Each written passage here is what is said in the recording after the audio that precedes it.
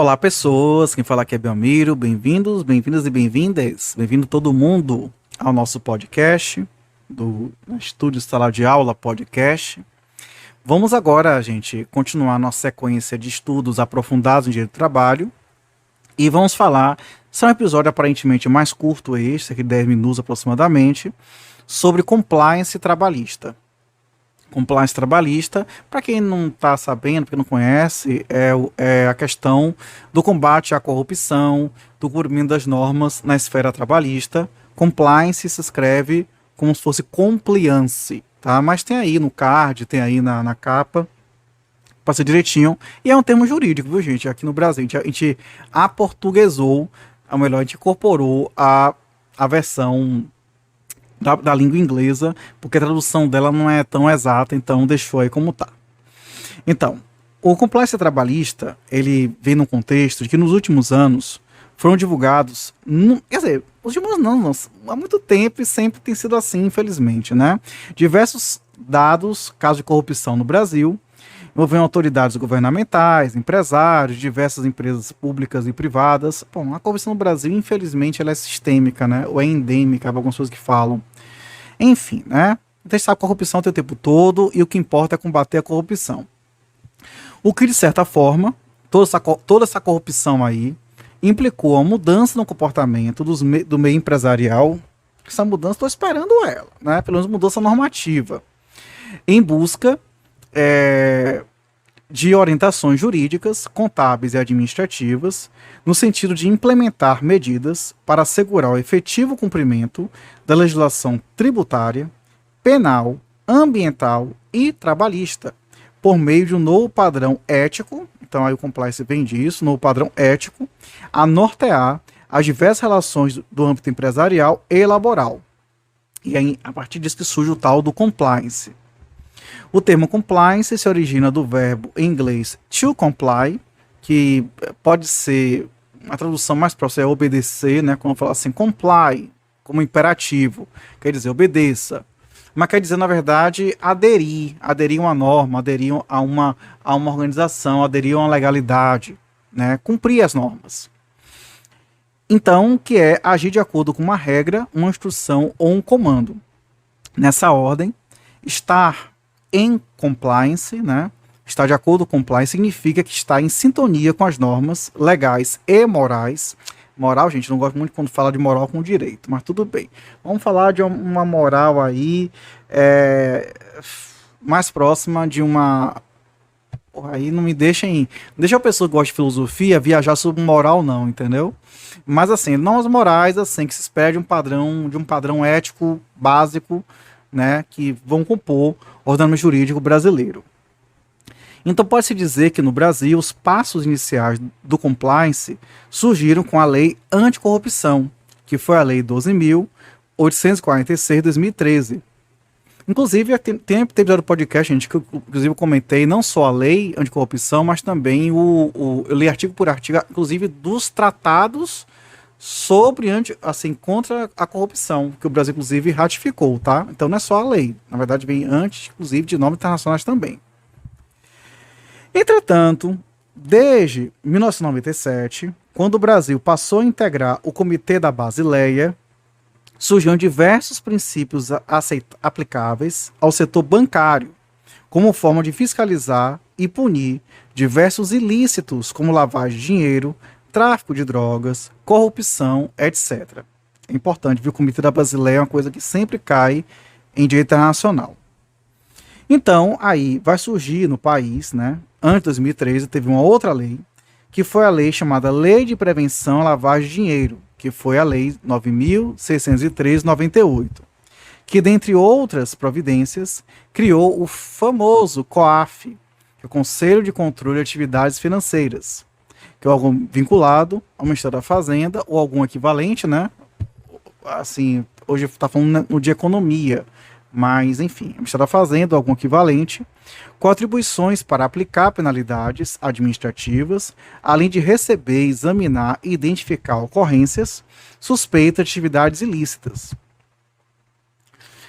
A resolução 2554/2554 do Banco Central do Brasil implantou diversas regras de compliance bancário, que são semelhantes às previstas na Europa, como as editadas pelo Comitê da Basileia para a Supervisão Bancária desde 1975, e nos Estados Unidos da América, como as oriundas da Securities and Exchange Commission, ou SEC, S-E-C, 1934. Os Estados Unidos é bem antes disso, né?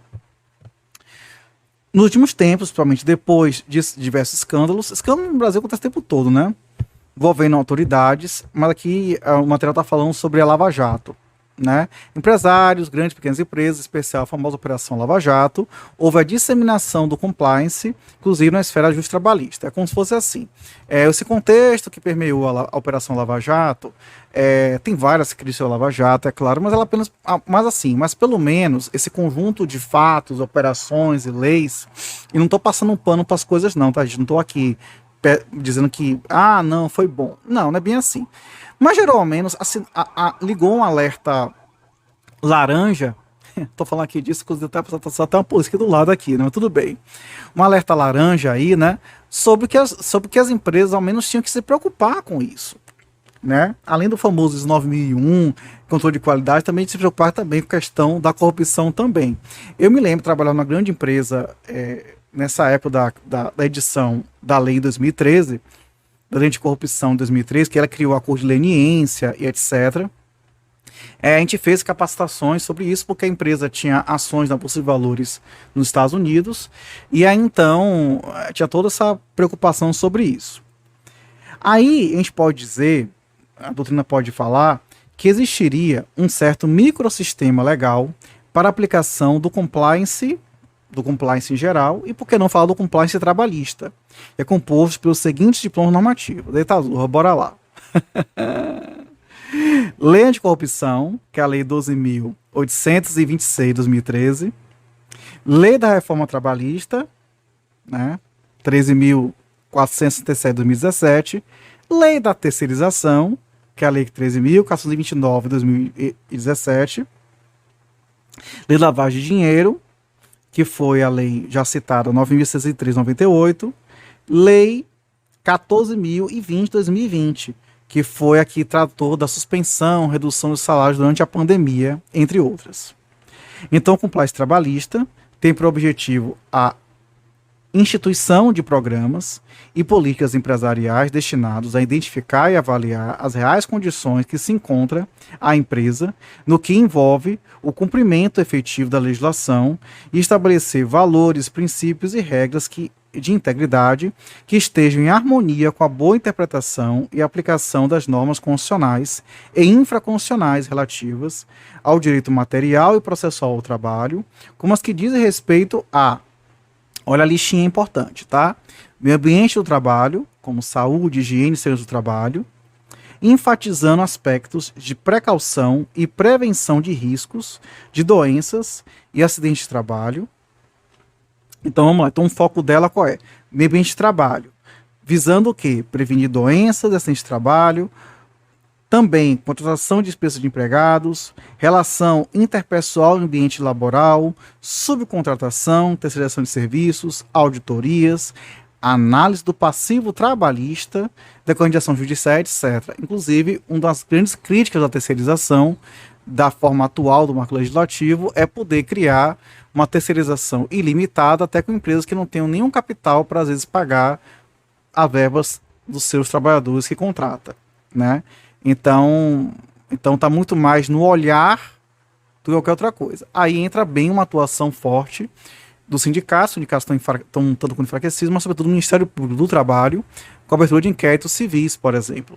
Isso é importante. A autora Roberta Potzik Sotil Krupa, quando fala do compliance trabalhista, ela diz que, abre aspas, que amplia-se para uma gestão empresarial ética e sustentável, de forma a não suprimir nenhum direito trabalhista e criar um ambiente saudável para o empregador e que gere prosperidade para a empresa. Fechou aspas aqui. Muito bem. Então, a finalidade do compliance trabalhista é fornecer assessoramento jurídico integral e estratégico destinado a promover segurança e sustentabilidade com respeito à legislação e às condutas éticas, o que poderá propiciar redução de riscos, prevenção de acidentes, doenças, conflitos humanos trabalhistas, criando um ambiente de crescimento empresarial e reconhecimento da sociedade pela atividade econômica desenvolvida pela empresa. Bom, como o episódio está acabando, eu falei que seria curtinho, né? E foi mesmo. Então, olha só, o episódio tá acabando. A gente percebe, portanto, que é assim. Não existe ainda, até por conta que a gente já comentou antes, que nós não temos o Código do Trabalho, a legislação trabalhista está um tanto quanto esparsa, a CLT, ora tá desatualizada, ora está com uns remendos aí que torna a coisa meio bagunçada. Mas é possível sim aplicar o compliance trabalhista com base naqueles objetivos e utilizando esse microsistema. Então vamos ficar por aqui. No próximo episódio falaremos sobre as fontes do direito do trabalho. Algo importantíssimo que a gente vai ver que elas são diferentes das fontes gerais do direito. Um abraço e tchau, tchau.